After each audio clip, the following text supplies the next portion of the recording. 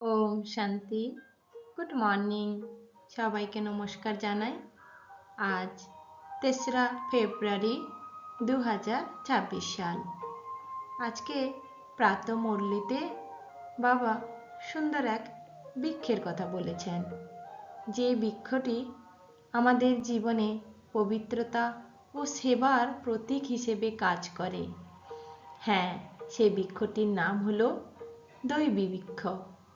এই বৃক্ষ এমন এক দৈবিক গুণে ভরপুর, যার মূল থেকে একদম শিখর অর্থাৎ চূড়ান্ত পাতা পর্যন্ত গুণ আর সেবার প্রতীক রূপে কাজ করছে। আর এই বৃক্ষ কারা রোপণ করছে এবং বৃক্ষের রচয়িতা বা কে, সমস্ত কিছু আজকে আমরা সংক্ষেপে এই ভিডিওটির মাধ্যমে জানব। আমরা কতটা নিজেকে পবিত্র করেছি এবং সেবার প্রতীক রূপে কাজ করছি, তাও আমরা এই ভিডিওটির মাধ্যমে জানব। এই চিত্রে দেখানো হচ্ছে একটি দৈবিক বৃক্ষ, যে বৃক্ষের মূলে বসে আছে শ্বেত বস্ত্রধারী ব্রহ্মকুমার কুমারীরা, যারা বৃক্ষরোপণ করছে। আর তার লাইট প্রবাহিত হচ্ছে সারা বৃক্ষে এবং ডালপালে সব দেবদেবীরা বসে আছেন, আর উপরে আছেন পরমাত্মা শিব। বৃক্ষের দুদিকে আছে একটি স্বর্ণযুগ আর একটি কলিযুগ। তো আমরা এখান থেকে কি কি বুঝতে পারছি? অর্থাৎ বাবা আমাদেরকে বলছেন, তোমরা আত্মারা বেকার মুক্ত হয়ে পতিত দুনিয়া থেকে পবিত্র দুনিয়ায় চলে আসো। বললে তো আর আসা যাবে না, পবিত্র সেবার দ্বারাই তা সম্ভব। তাই নিজের ভেতরে অর্থাৎ নিজের মূলকে একবার স্মরণ করো। নিজের গাছের ডালপালা যে শক্তি ও পবিত্রতার প্রতীক, তা একবার ভাবো। তোমার প্রতিটা সেবা এবং তোমার বচন বা তোমার কর্ম সবই তোমাকে দৈবিক গুণে ভরপুর করবে। তাই বাবা বলছেন যে এই দুনিয়া কতটা অপবিত্র হয়ে গেছে, তাই অপবিত্র দুনিয়া থেকে পবিত্র দুনিয়ায় যাওয়ার জন্য তুমি তোমার সেই পুরনো দিন অর্থাৎ সেই ছোটবেলার কথা স্মরণ করো। দৈবিক বৃক্ষ এমন এক বৃক্ষ, যাকে স্মরণ করলে আমাদের বিষয়ে আমাদের ভেতরে একতা আসে, শক্তির জন্ম নেয়, বিশ্বাস বাড়তে থাকে এবং তার স্থায়িত্ব দীর্ঘদিন অর্থাৎ দীর্ঘস্থায়ী হয়। তাই বাবা বলছেন, তুমি যখন নতুন কিছু রোপণ করবে, সেটাই তোমাকে নতুন পথের সন্ধান দেবে। তাই এই বৃক্ষ কথার অর্থ তোমরা একটু একটু করে জেনে নাও। আমরা আজকে এর মাধ্যমে এর বৈজ্ঞানিক, মনোবৈজ্ঞানিক এবং সমস্ত আধ্যাত্মিক ব্যাখ্যাও জানব, কিভাবে আমরা নিজেরা দৈবিক বৃক্ষ রোপণ করব বা বৃক্ষরূপে নিজেকে স্থাপন করব। আমাদের পথ হলো অনেক ধরনের: আধ্যাত্মিক পথ, বৈজ্ঞানিক পথ, মনোবৈজ্ঞানিক পথ এবং শাস্ত্রীয় পথ। উদাহরণ যদি আমরা দিই, তাহলে আধ্যাত্মিক পথে আমাদেরকে কি বলে? তুমি একটু স্থির হও, তুমি ধ্যান করো। তাতে কি হবে? আমাদের আত্মার বিকর্মের মুক্তি হয়, শক্তি বৃদ্ধি পায়। বৈজ্ঞানিক পথ আমাদের কি বলে? না, তোমার কর্ম সব কিছুকে তুমি সেবামূলক আচরণে রূপান্তরিত করো। তাতে তোমার টেনশন হবে না, মন শান্ত থাকবে, সহানুভূতি ও স্থিতিশীলতা বাড়বে। তেমনি মনোবৈজ্ঞানিক ব্যাখ্যায় আমাদের মনকে নিয়ে আমরা বিভিন্ন ধরনের কাল্পনিক চিত্র অঙ্কন করি। তাতে আমাদের সৃজনশীলতা বৃদ্ধি পায়, আমাদের মধ্যে পজিটিভ অভ্যেসগুলো গড়ে ওঠে। শাস্ত্রেও এর উপরে অনেক কথা বলা হয়। শাস্ত্র মানে একটা নিজেকে সুন্দর রূপে জীবনের পথে এগিয়ে নিয়ে যাওয়া, তাই পবিত্রতাই সেখানে মূল অস্ত্র।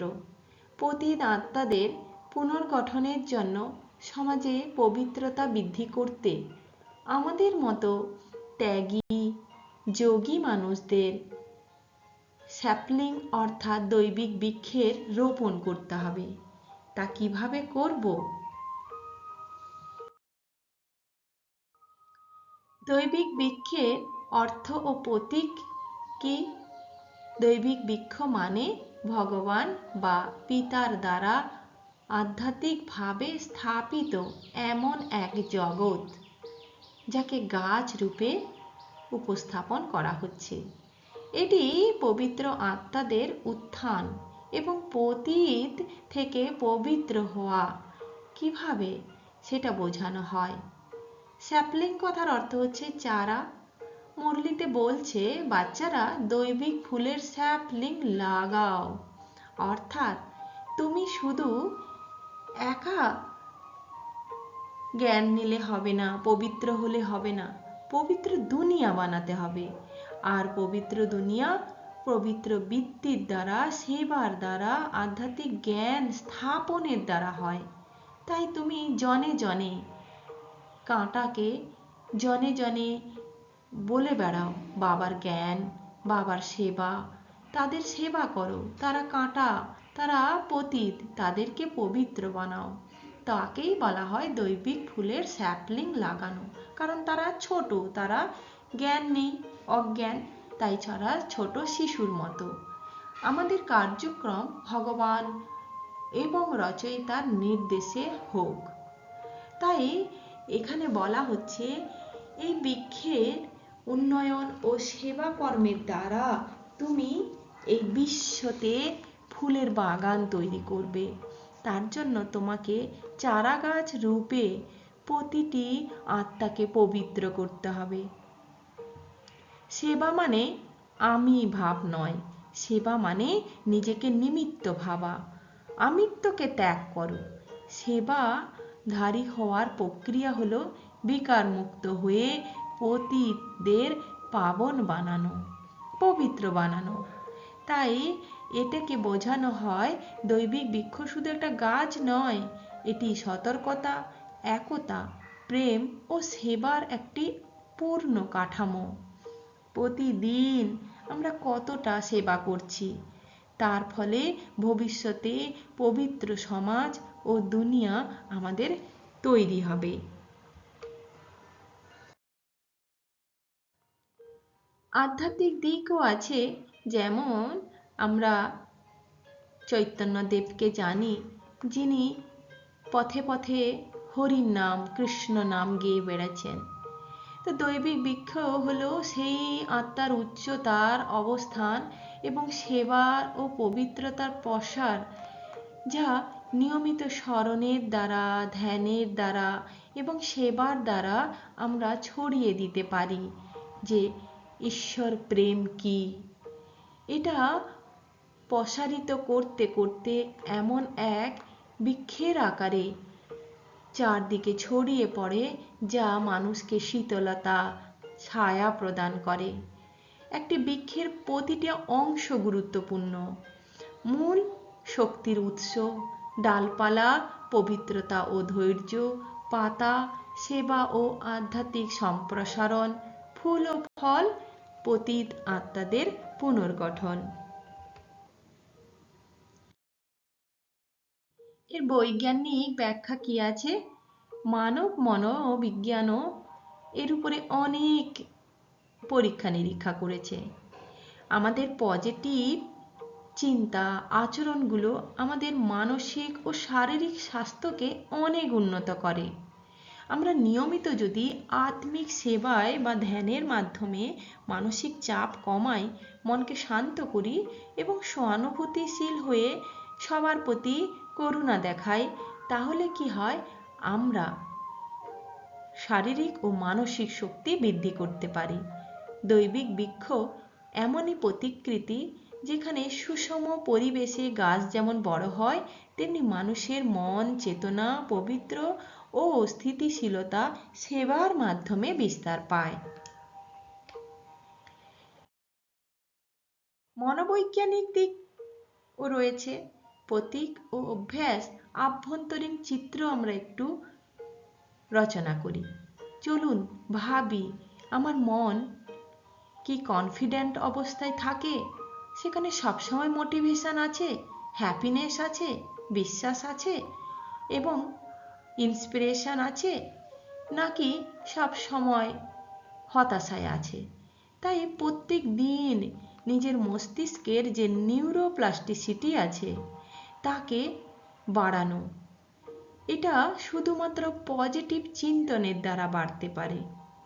কোনো নেগেটিভ চিন্তনের দ্বারা একে বাড়ানো সম্ভব নয়।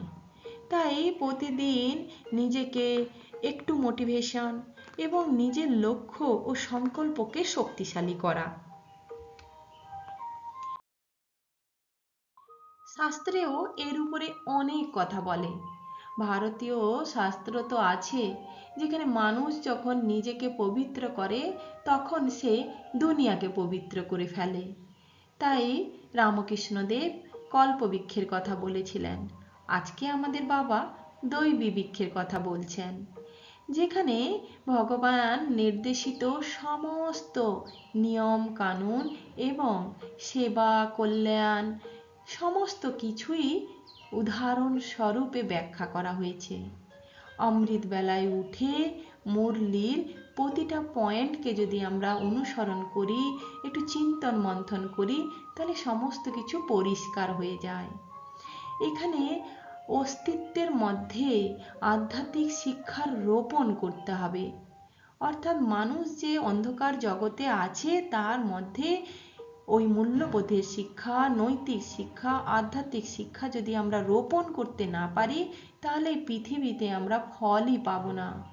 তাই সুন্দর দুনিয়া পেতে গেলে আমাদেরকে প্রতিদিন সেবায় আমাদেরকে নিয়োগ করতে হবে। এটি একটি মাল্টি ডাইমেনশনাল প্রতীক। এখানে আমরা একটু বিজ্ঞানসম্মত পদ্ধতিতে ব্যাখ্যা করব। নিউরোসায়েন্স কি? আমাদের মানব মস্তিষ্কগুলি কখনোই স্থির নয়, সর্বদা পরিবর্তনশীল। আর এই ক্ষমতাকে বলা হয় নিউরোপ্লাস্টিসিটি। সহজ ভাষায় একটু ব্যাখ্যা করি। আমরা বারবার যত চিন্তা করি, অনুভব করি, আচরণ করি, সেগুলি আমাদের মস্তিষ্কে একটা প্যাটার্ন তৈরি করে। সেই অনুযায়ী আমাদের নিউরনগুলো কাজ করে। আর সেই চিন্তা, অনুভূতি, আচরণ যদি ভালো কাজে হয় তাহলে সেই রূপে প্যাটার্ন তৈরি হবে। তো নিউরনাল পাথওয়ে বদলে যাবে। তাই বলা হচ্ছে যখন তুমি স্মরণ করছো, তখন তুমি মনোযোগ দিচ্ছ, সেখানে তোমার আবেগ, তোমার কর্ম অর্থবোধকভাবে হওয়া উচিত। অর্থাৎ সবসময় পজিটিভভাবে হওয়া উচিত। তাই বারবার নিজেকে বলা, আমি আত্মা, আমি পরমাত্মার স্মরণে আছি, আমার সকল কর্ম শুধুমাত্র শ্রীমতের আধারে হচ্ছে। তখন মস্তিষ্কে নির্দিষ্ট কিছু নিউরন একসাথে কাজ করে এবং নতুন নিউরনের সূত্রপাত হয়। তাই যে নিউরনগুলো একসাথে বারবার কাজ করছে তখন তারা স্থায়ীভাবে নিজের সাথে যোগ হয়। একে বলা হয় neuron that fire together, wire together. ফলে আমাদের শান্ত চিন্তার পথও শক্তিশালী হয়। আর ভয়, রাগ, অস্থিরতা সমস্ত কিছু ধীরে ধীরে ধীরে ধীরে দুর্বল হয়ে যায়। আর আমাদের ভেতরে কি বাড়ে না, আমাদের ভিতরে নিউরনের ক্ষমতা বাড়তে থাকে। সেবামূলক চিন্তা আমাদের মস্তিষ্ককে পজিটিভ কেমিক্যালের সাপ্লাই করে। আমরা যদি ভাবি এটা আমার কর্তব্য বা এই কাজ শুধু আমি কেন করব, আমার যতটুকু কর্তব্য ততটুকু করব, এগুলি আমাদেরকে কি করে, ধীরে ধীরে ডিমোটিভেট করে এবং আমাদের মস্তিষ্কের কেমিক্যালের সংখ্যাও কমিয়ে দেয়। তাই আমরা যখন নিঃস্বার্থ সেবায় নিজেকে চিন্তা করি, তখন মস্তিষ্ক থেকে অক্সিটোসিন, ডোপামিন, সেরোটোনিন নামক বিভিন্ন ধরনের কেমিক্যালসগুলো প্রচুর মাত্রায় নিঃসৃত হয় এবং আমাদেরকে ভেতর থেকে একটা প্রেরণা দেয়। তাই বাবা প্রতিদিন এই কারণে অভ্যেস করান যে তুমি স্মরণ করো, বারবার স্মরণ করো, ঘন্টায় ঘন্টায় তুমি চিন্তা করো আমি কে, আমাকে কি করতে হবে। তাই এই স্মরণের মাত্রা, যাকে বাবা বলেন ইয়াদের যাত্রা, যত বাড়াবে ততই তোমার মধ্যে পজিটিভ সার্কিটগুলো যোগ হবে, নেগেটিভ সার্কিটগুলো দুর্বল হবে, তোমাদের মধ্যে হ্যাবিট ফরমেশন হবে, তোমরা পবিত্র তবেই হবে। তাই বিকর্ম কেন কমে যায়? মনোবৈজ্ঞানিক ও নিউরোসায়েন্সের ভাষায় বিকর্ম আসে অবচেতন থেকে, আমাদের ইম্পালসিভ আচরণ থেকে। তাই আমাদের প্রিফ্রন্টাল কর্টেক্স যত সক্রিয় হয়, বিবেচনা নিয়ন্ত্রণের কেন্দ্র তত বেশি আমাদের কাছে বাড়তে থাকে। তাই প্রতিক্রিয়া করার আগে একবার নিজেকে ভাবান, আমি কি প্রতিক্রিয়া করছি? শ্রীমতের আধারে প্রতিক্রিয়া করছি, না আমি কোনো বিকর্ম করে ফেলছি? তাই নিউরো সায়েন্স আমাদেরকে বারবার সিম্প্যাথেটিক, প্যারাসিম্প্যাথেটিক এবং ব্রেনের যে স্ট্রাকচার সম্পর্কে বারবার করে বোঝায় যে তোমার যে নিউরন আছে, সেই নিউরনগুলো ট্রান্সমিটারের মতো কাজ করে, তারা একটা নেটওয়ার্কের মাধ্যমে কাজ করে। তুমি যদি খারাপ ভালো মিক্সড করো তাহলে কি হবে, নেটওয়ার্ক ছিন্ন হয়। সব সময় তাকে পজিটিভ ফ্লো দাও, তাহলে নিউরোলজিক্যাল সায়েন্স বা নিউরোলজিক্যাল যে ক্ষমতাগুলো বাড়তে থাকবে। আর তেমনি নিউরোলজিক্যাল ডিসঅর্ডারগুলো ধীরে ধীরে নষ্ট হবে। কত সুন্দর বিজ্ঞানসম্মত ব্যাখ্যা, ভাবুন তো। একজন ব্যক্তি আগে রাগী ছিল, অস্থির ছিল, সে যদি রোজ 10 মিনিট সকালে স্মরণ করে আমি সারাদিন যা কাজ করব নিঃস্বার্থভাবে করব, দেখবেন 30 থেকে 45 দিনের মাথায় সেই ব্যক্তি কিভাবে পরিবর্তন হয়ে গেছে।